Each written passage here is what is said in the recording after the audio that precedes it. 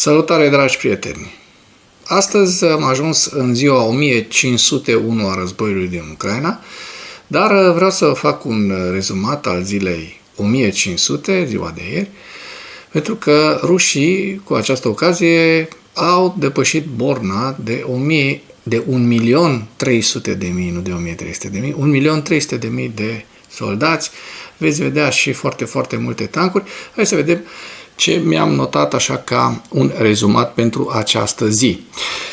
În ziua 1500 a invaziei din Ucraina, a invaziei rusești din Ucraina, a fost marcată de o intensificare a atacurilor aeriene asupra centrelor civile ucrainene și de o rezistență continuă pe front a Ucrainei, într-un moment în care bilanțul pierderilor umane materiale rusești a atins cifre fără precedent. Atacuri masive asupra Harkivului au efectuat rușii cu această ocazie. Orașul Harkiv a fost ținta unor valuri succesive de atacuri cu rachete și drone rusești, raportându-se cel puțin 20 de lovituri care au avariat clădiri rezidențiale și de birouri. Rusia a folosit noi tactici, utilizând drone dotate cu motoare cu reacție pentru a îngreuna interceptarea acestora.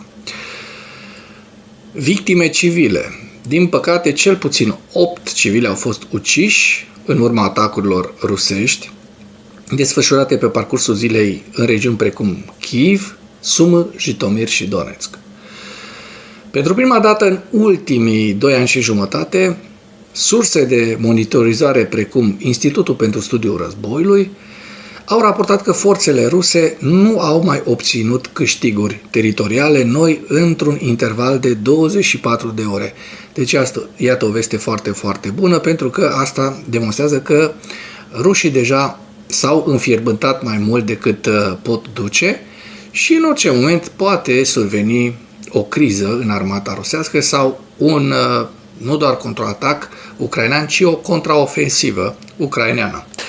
Pentru că, iată, vorbim și despre contraatacurile ucrainene, Ucraina a lansat noi atacuri cu drone asupra infrastructurii rusești, lovind o stație de pompare a consorțiului Caspian Pipeline Consortium, reducând fluxul de petrol cu 30-40% și provocând daune unei nave cargo în Marea Azov. Iată niște statistici și impact după 1500 de zile de război al Rusiei împotriva Ucrainei. Peste 1.300.000 de morți și răniți ruși, peste 11.830 de tancuri rusești, peste 219.000 de drone și rachete rusești doborâte în acești 4 ani și aproape 2 luni de invazie rusească. Durata conflictului ruso-ucrainean depășește participarea URSS-ului din al doilea război mondial. Durata participării pentru că au depășit deja 4 ani. Context politic și perspective. Zelenski a avertizat că Rusia și-ar putea schimba obiectivele strategice către infrastructura feroviară și de alimentare cu apă în perioada următoare. Totodată, oficialii ucraineni au lăsat deschisă posibilitatea unui armistițiu cu ocazia Paștelui, mediat prin canale diplomatice americane. Și acum să trecem la ziua 1501 a războiului din Ucraina, cu principalele informații care vin și din Golful Persic, pentru că, iată, Trump, din nou, ne spune încă puțin și vom deschide cu ușurință strâmtoarea Ormuz. Cu ușurință nu prea cred că mai degrabă cu foarte mare greutate. Dronele ucrainene au atacat orașul Toliati din Rusia, iar grupuri publice au raportat incendii la 2 uzine chimice.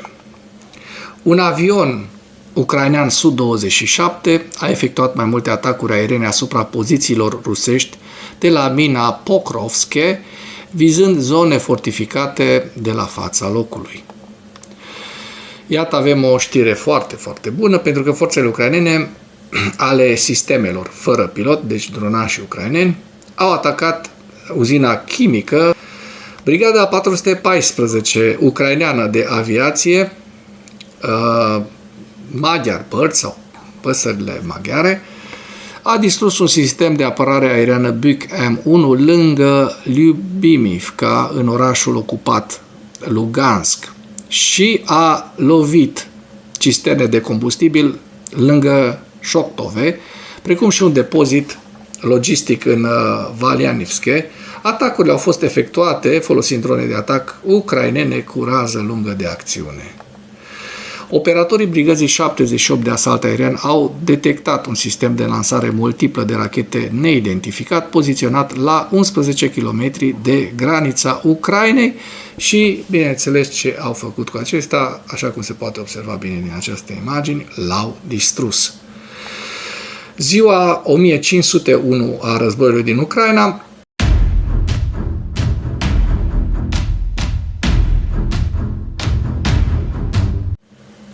ucrainenii au reușit să provoace următoarele pierderi armatei rusești. 1110 militari, 2 tancuri, 4 vehicule blindate de luptă, 85 de piese de artilerie, un număr foarte, foarte mare, iată, și 3 lansatoare de rachete rusești.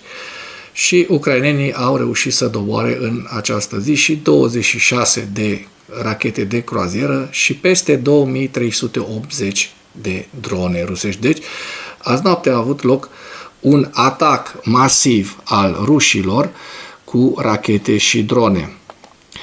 Dar să trecem la știrea noastră încă puțin și vom deschide cu ușurință strâmtoarea Ormuz, spune Trump, care promite că vor debloca cu ușurință strâmtoarea, dar că acest lucru va dura puțin mai mult.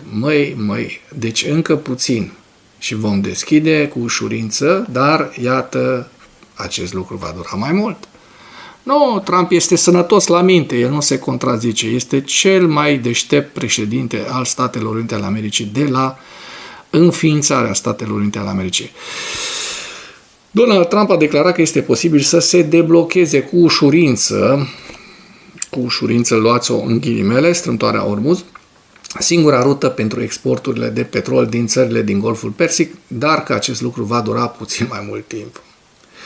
Încă puțin și vom sări hopul. Hop, hop.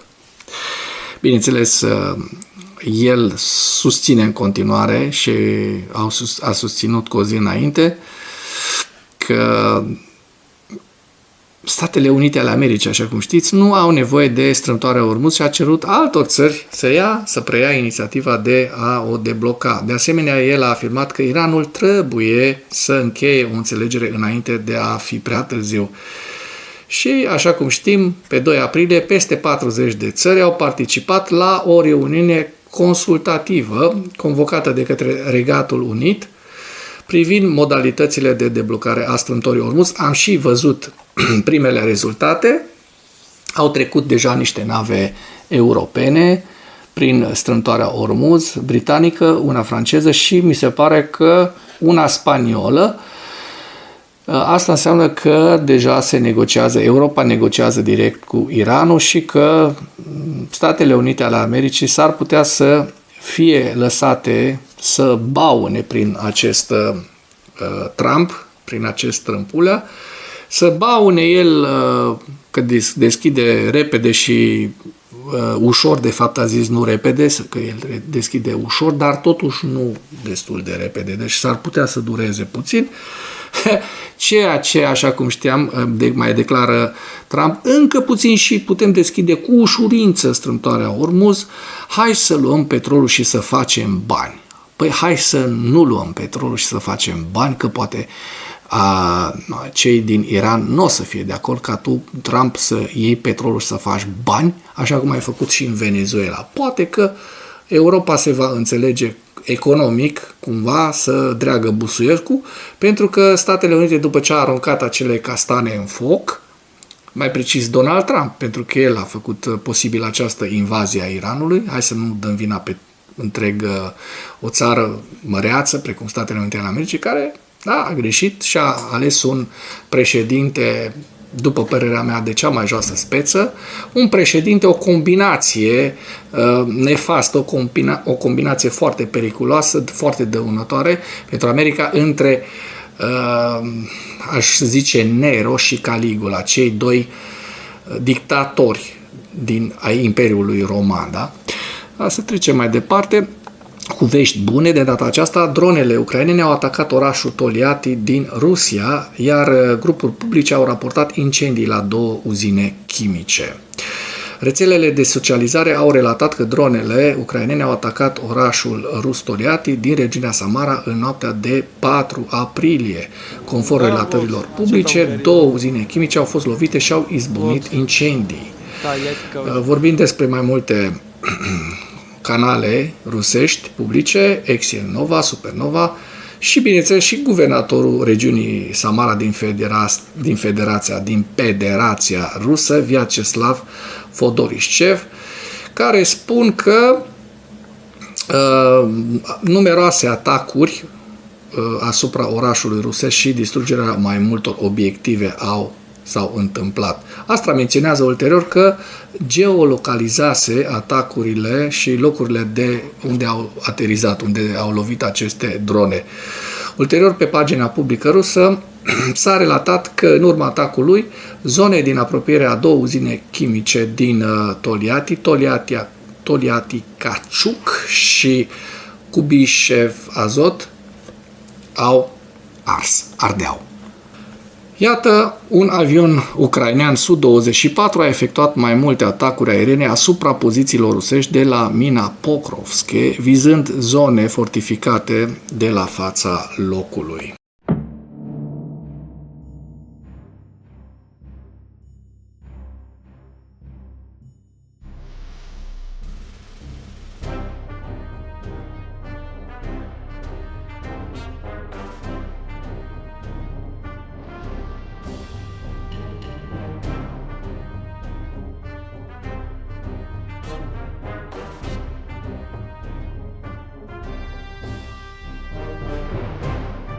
Și mai avem o veste bună pentru ziua de astăzi. Brigada 414 de aviație fără pilot din Ucraina, păsările maghiare, a distrus un sistem de apărare aeriană Buk M1 lângă Lyubimivka, în orașul ocupat din Lugansk, și a lovit cisterne de combustibil lângă Șoctove, precum și depozite logistice din Valianivske. Atacurile au fost efectuate folosind drone de atac ucrainene cu rază lungă de acțiune. Iată, în aceste imagini se văd foarte, foarte bine aceste pagube aduse armatei rusești.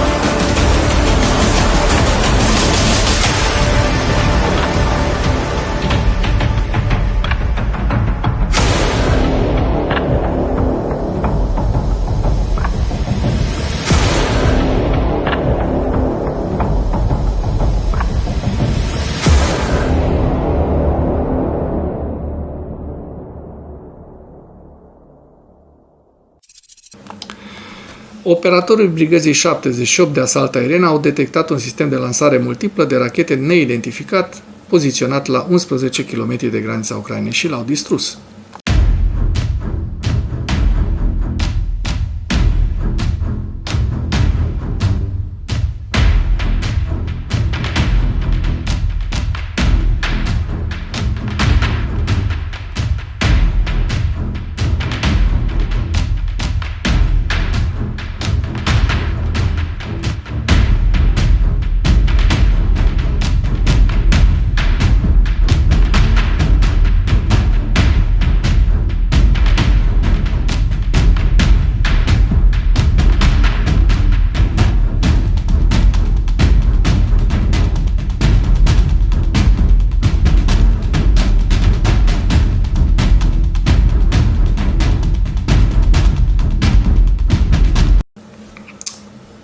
Dacă apreciați acest material, nu ezitați să dați like, să comentați, să distribuiți materialul și, de ce nu, să vă abonați la canalul Animatora. Mulțumesc mult!